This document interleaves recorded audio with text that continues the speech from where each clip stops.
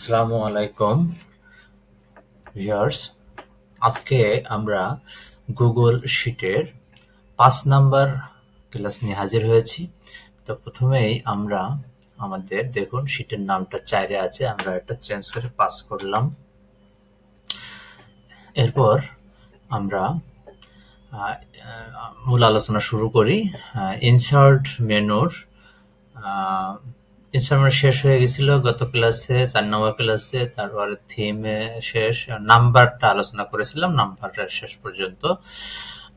তো এরপরে আজকে আমরা আলোচনা করব টেক্সট নিয়ে এবং ফরম্যাট মেনুর যে অপশনগুলো আছে সেগুলা। তারপরে যদি সময় পাই আমরা ডাটাতে চলে যাব। তো বন্ধুরা একটু খেয়াল করুন, এখানে টেক্সট মানে এক্সেল শিটে বা গুগল শিটে আমাদের অনেক লেখার দরকার হবে।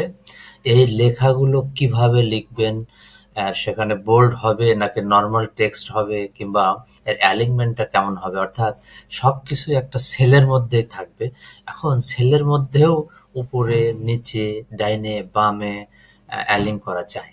আবার এখন দেখুন র্যাপিং টেক্সট করা যায়, র্যাপিং টেক্সট, তারপরে এটা রোটেশন করা যায়, তারপরে স্মার্ট শিপস করা যায়, তারপর ফন্ট সাইজ। তো কন্ডিশনাল ফরম্যাটিং আমরা এগুলো আলোচনার পরে এগুলো যে কন্ডিশনাল ফরম্যাটিং এবং অল্টারিং কালার্স বা ক্লিয়ার ফরম্যাটিং। তো আমরা এক এক করে শুরু করি। দেখুন বোল্ড কিভাবে করবেন। তো এখানে যে লেখাগুলো আছে এই লেখাগুলো যদি বোল্ড করা দরকার হয় তাহলে আমি যে শর্টকাট আছে দেখুন, ওই ফরম্যাট মেনুরই শর্টকাট অপশন, এখানে বি, বোল্ডে দিলে বি হয়ে যাবে। দেখুন বিতে দিলে বোল্ড হয়ে যাবে। তো আমার এটা যদি দরকার না হয় তাহলে আবার আমি বিতে ক্লিক করলে আগের অবস্থায় ফিরে যাব। এরপর যদি আমার ইটালিক দরকার হয় তাহলে ইটালিক, দেখুন ইটালিকে চাপলে ইটালিক হয়ে যাবে। আচ্ছা, এখানে ইউটা নাই, শর্টকাটে দেয় নাই। তো আমরা যদি দরকার হয় তাহলে আমরা ফরম্যাট মেনুতে যে টেক্সট অপশানে দেখুন এখানে এই যে আন্ডারলাইন আছে, স্ট্রাইক থ্রু আছে, এই যে আন্ডারলাইন দিলে সবগুলোতে আন্ডারলাইন হয়ে যাবে। তো যেহেতু আমার আন্ডারলাইন দরকার নাই তাহলে ওটাকে আমি তুলে দিব। তো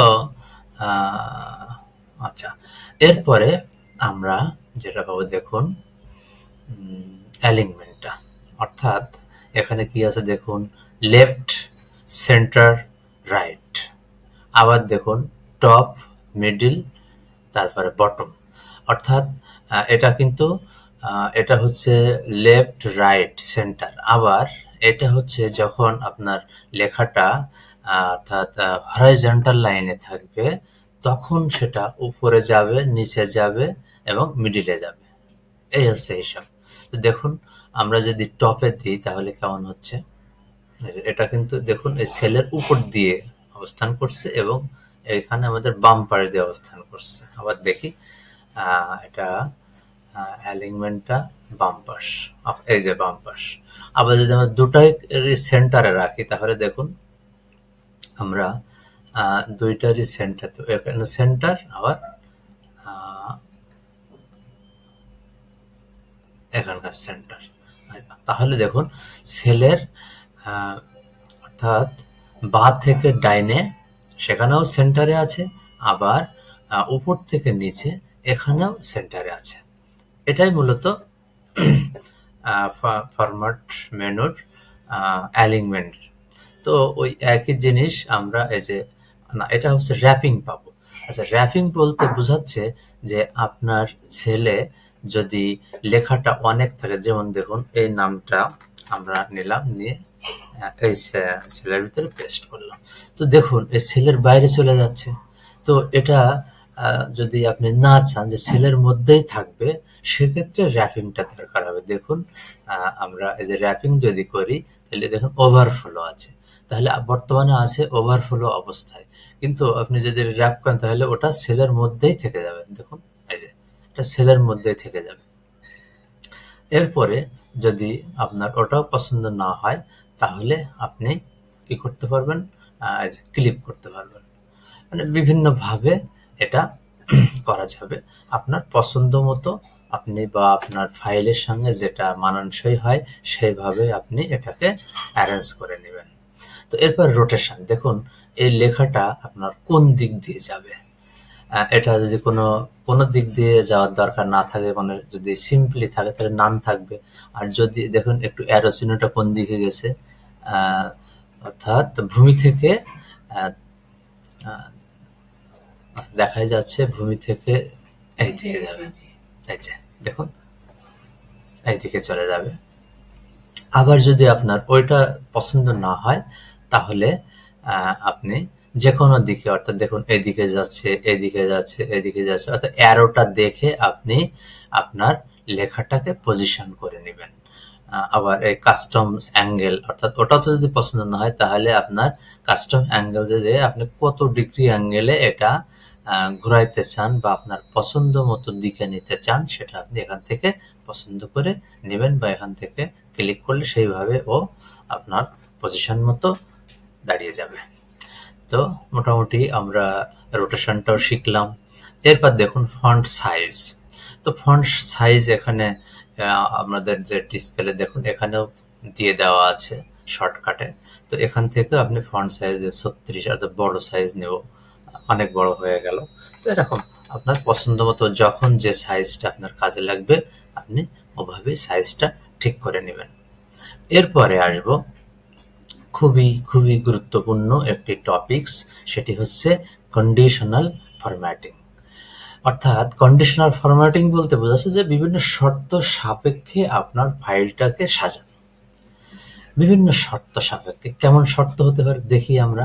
তো আমরা আগে একটা রো বা একটা কলাম সিলেক্ট করলাম, যে কোনোভাবে সিলেক্ট করতে পারি, করে এবার আমরা কন্ডিশনাল ফরম্যাটিংয়ে দেখুন কনভার্ট টু টেবিল এর আগে আমরা ইনসার্ট মেনুতে টেবিলের আলোচনায় আমরা সেটা দেখিয়েছিলাম। অর্থাৎ কনভার্ট টেবিল বলতে আপনার এখানে যে ডাটাগুলো আছে এই ডাটাগুলো সিলেক্ট করে ক্লিক করলেই ওটা কনভার্ট টু টেবিলে পরিণত হবে। পরিণত হওয়ার পরে ওখানে আপনার যে তথ্যগুলো থাকবে সুন্দর করে সাজানো থাকবে, ওগুলা আপনি রাখতেও পারেন, আবার ওগুলো পরিবর্তনও করতে পারেন। এটাই হচ্ছে convert to table. Conditional formatting দেখুন আমি যে ডাটাগুলো সিলেক্ট করলাম এগুলোতে যদি কন্ডিশনাল ফরম্যাটিং প্রয়োগ করি তাহলে আমরা কি কি পাবো দেখুন। এখানে সিঙ্গেল কালার, তো আমি যেহেতু সিলেক্ট করেছি সুতরাং আমার এই রেঞ্জটা হচ্ছে দেখুন এইচ আমার হচ্ছে কলাম, এই কলামের ভিতরে আমার এইচ থেকে এইচ 16 পর্যন্ত এই কলামের ভিতরে বা এই এরিয়ার ভিতরে, এই রেঞ্জের ভিতরে আমার এই ফর্মুলাটা প্রয়োগ হবে। এখন দেখুন ইজ নট এমটি, যদি এখানে কোনো কিছু এমটি না থাকে তাহলে কি কালার আসবে, আর যদি এমটি থাকে তাহলে কি কালার আসবে। তো আমার অনেক সময় বিভিন্ন কারণে ঘরটা এমটি থাকতে পারে, এখন তো এমটি নাই এই মুহূর্তে, কিন্তু যদি থাকে তাহলে কি হবে দেখুন এখানে ইজ এমটি দিলে এখানে যে কালারটা দেওয়া থাকবে সেটা হচ্ছে এই যে ব্লু কালার। তা আমি একটা ভ্যালু এখান থেকে মুছে দেব, মুছে দিয়ে দেখুন যদি আমার এটা এমটি হয়ে যায় তাহলে কি কালার আসছে, হালকা গ্রিন কালার আসছে, যেহেতু ইজ এমটি। এই হচ্ছে কন্ডিশনাল ফরম্যাটিং। আচ্ছা, তারপরে এখানে এক এক করে আপনি আপনার যে কন্ডিশনাল ফরম্যাটিং সাজাতে পারেন। এজন্য is empty, is not empty, text contents, text does not content, text starts, তারপরে text ends with, text is exactly, যদি একই টেক্সট হয় তাহলে কি হবে। তারপরে ডেট ইজ, অর্থাৎ ডেট যদি হয় ডেট ইজ বিফোর, পূর্বের ডেট হয়, আবার যদি পরবর্তী ডেট হয়। অনেক সময় দেখা যাচ্ছে যে পূর্বের ডেটে কি বেতন দিয়েছে কর্মচারীর, আবার আগামীতে কি কর্মচারীর বেতন দিবে, সেরকম থাকলে কালারিং করতে পারবেন আপনারা। তারপরে গ্রেটার দেন, লেস দেন, তো আমরা দেখি গ্রেটার দেনে গেলাম, একটু গ্রেটার দেনে যাই, দেখুন এখানে যে ফর্মুলা, তো আমার এখানে সর্বোচ্চ ভ্যালু কত আছে 75, আর 75 না এখানে 453 আর 60, তাহলে আমরা 60 কে যদি ধরি 65 ধরলাম গ্রেটার দেন, তাহলে দেখুন 65 আমার বাংলায় লেখা আছে, ইংলিশ নিয়ে আসি, দেখুন 65। এখন 65 এর উপরে যেগুলো যাবে, গ্রেটার দ্যান যেহেতু বলছে, তাহলে 65 এর উপরে যেগুলো যাবে সেগুলো এই কালার। আপনি এটা চেঞ্জও করতে পারেন। এখানে কালারটা যদি আমি ব্লু নেই বা ভায়োলেট নেই বা বা হচ্ছে ব্লু নেই, দেখুন যে কোনো একটা কালার আপনি এখান থেকে নিতে পারবেন, নিয়ে আপনি এটা বসাইতে পারবেন। তাহলে দেখুন কন্ডিশনাল ফরম্যাটিং কত চমৎকার একটি টপিকস। আচ্ছা, যদি ইকুয়াল টু হয় তো 65 আমি নিয়ে 65 ইকুয়াল হয়ে সে কি কালার পায়, দেখুন 65 ইকুয়াল হচ্ছে 65। আচ্ছা, তারপরে হচ্ছে ইজ বিটুইন। ইজ বিটুইন থাকলে কি হবে, ইজ নট বিটুইন থাকলে কি হবে, এইভাবে আপনি কন্ডিশনাল ফরম্যাটিং এর মাধ্যমে আপনি এখানে সংকেত বা কালার বসাইতে পারবেন। এরপরে আসুন আমরা কালার স্কেলে যাই। কালার স্কেলটা কেমন হবে, দেখুন আমার এখানে যে ভ্যালুটা ছিল সেটা একটা ভ্যালু আমি দিয়ে দিলাম, একটা ভ্যালু দিয়ে দিলাম। এবার আমার কালার স্কেল, তা কালার স্কেল আপনি প্রয়োগ করবেন কোন কোন রেঞ্জের মধ্যে, এই 8 থেকে 16 পর্যন্ত নিলাম। তাহলে আবার আমি একটু সিলেক্ট করলাম, এটা হলো। এবার বলছে যে মিনিমাম ভ্যালু, মিনিমাম মানে সর্বনিম্ন, সর্বনিম্ন ভ্যালুর কালার কি হবে আমরা দিয়ে নিতে পারি। আমি দিলাম এই কালার, দেখুন। এরপরে দেখুন এটা হচ্ছে মিড পয়েন্ট। মিড পয়েন্টে কি কালার নেবেন, এটা নাম্বারে নেন। মিড পয়েন্ট 2.7, এটা হচ্ছে মিড পয়েন্ট। এর কালার কি হবে, এর কালার আমি দেবো লাল বা গোলাপি, দিলাম একটা কালার মিড পয়েন্ট। এরপরে ম্যাক্সিমাম ভ্যালুর কি কালার দিবেন, ম্যাক্সিমাম ভ্যালুর কালার দিব আমি ব্লু, ব্যাস। এবার দেখুন অর্থাৎ যে কালার স্কেলে আমার এই যে এরিয়াটা আমি সিলেক্ট করেছি, এই এরিয়ায় আমার দেখুন সহজে খুঁজে পেতে পারবো বা সহজ হবে। যেমন আমি নাম্বার, যে মিডল নাম্বার যেটা, অর্থাৎ আমার যে ডাটাগুলো আছে এই ডাটাগুলোর মাঝখানের যে ভ্যালুটা থাকবে সেটার কালার হবে এইটা, এবং সর্বনিম্ন ভ্যালু যেটা তার কালার হবে এই যে এইটা, সর্বনিম্ন হচ্ছে 60। আচ্ছা, এরপরে আমার সর্বোচ্চ ভ্যালু যেটা তার কালার হবে আকাশি কালার। এবার আমি যদি ডান করি তাহলে দেখুন আমার এভাবেই আমি কন্ডিশনাল ফরম্যাটিং প্রয়োগ করতে পারবো। তো এভাবেই মূলত আমরা আমাদের যে তথ্যগুলো থাকবে, যে ডাটাগুলো থাকবে, সেই ডাটায় আমরা কন্ডিশনাল ফরম্যাটিং প্রয়োগ করতে পারবো। অর্থাৎ আপনার ডাটাবেস যদি অনেক বড় হয়, ফাইল যদি অনেক বড় হয়, দেখা যাচ্ছে হাজার হাজার তথ্য সেখানে আছে, কিন্তু আপনার খুঁজে পেতে অনেক কষ্ট হয়ে যাবে। তো সেই সময় আপনি এই কন্ডিশনাল ফরম্যাটিং প্রয়োগ করে আপনার ডাটাকে সুন্দরভাবে অ্যারেঞ্জ করতে পারবেন। তো এটা খুবই চমৎকার এবং অত্যাধুনিক একটি টপিকস বলে আমি মনে করি। তো বন্ধুরা, যদি এর চেয়ে আরো বেশি আপনি জানতে চান বা দরকার হয়, সেক্ষেত্রে আপনাকে প্র্যাকটিস করতে হবে।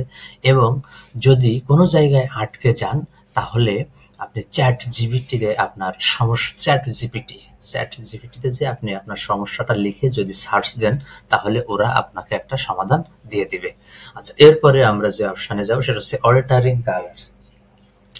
অল্টারিং কালার্স বলতে বোঝাবে যে আপনার যে তথ্যগুলো থাকবে এই তথ্যগুলোকে আপনি কালার করতে পারবেন। যেমন দেখুন বন্ধুরা, আমার এই যে তথ্যগুলো আছে বা এই শিটে আমার অনেক তথ্য আছে, তারপরে এটাতেও আছে অনেক তথ্য। তো আমার দেখা যাচ্ছে যে দেখুন এই একটা রো এবং এই একটা রো পরপর সব একই হয়ে গেছে, কিন্তু আমি এটা যখন এক কলাম ধরে আমরা আগাবো, এইভাবে মানে রো ধরে যখন আগাবো, প্রত্যেকটা কলামে যাব, তখন আমার যেন মানে এখানে যখন আসবো তখন আমার এই কলামটা কোথায় আছে বা প্রথম তথ্যটা কোথায় আছে, কোন লাইনে আছে, এটা আমার বুঝতে কষ্ট হবে। এই জন্য আমি যদি অল্টারিং কালার করি, দেখুন এটা যদি অল্টারিং কালার করি, এই এরিয়াটা সিলেক্ট করলাম, সিলেক্ট করে আমি অল্টারিং কালারে যাব। অল্টারিং কালারে গেলে এখানে দেখুন অনেকগুলো অপশন ডিফল্টে দিয়ে দেওয়া আছে, আপনি যে কোনো একটা নিয়ে কাজ করতে পারবেন। তো আমি এটা নিলাম। এটা যখন নিলাম দেখুন এখানে হেডারের একটা কালারের কথা বলছে, তারপরে হচ্ছে আমার দুইটা কালার থাকবে। তো হেডারে থাকার পরে প্রত্যেকটা রোর আলাদা আলাদা কালার আসবে। তো এটা যদি আমার হালকা মনে হয় তাহলে আমি এটা চেঞ্জও করতে পারতো। আগে দেখে নিই কেমন হলো। তো দেখুন আমরা এই যে কালার পেয়ে গেলাম। তাহলে কি হচ্ছে যে আমার এই শুরু থেকে শেষ পর্যন্ত আমার তথ্যগুলো, এক লাইনের তথ্যগুলো খুঁজে পেতে আমার সহজ হবে। তো এই জন্য মূলত অল্টারিং কালারটা খুবই গুরুত্বপূর্ণ। আচ্ছা, এরপরে আমরা যেটা পাবো ক্লিয়ার ফরম্যাটিং, অর্থাৎ আমার যত ফরম্যাট আছে সেই ফরম্যাটগুলো আমি তুলে দিতে পারবো। দেখুন এই এরিয়াটুকু আমি সিলেক্ট করলাম। সিলেক্ট করার পরে দেখুন আমার এখানে অনেক কন্ডিশনাল ফরম্যাটিং রুলস আছে।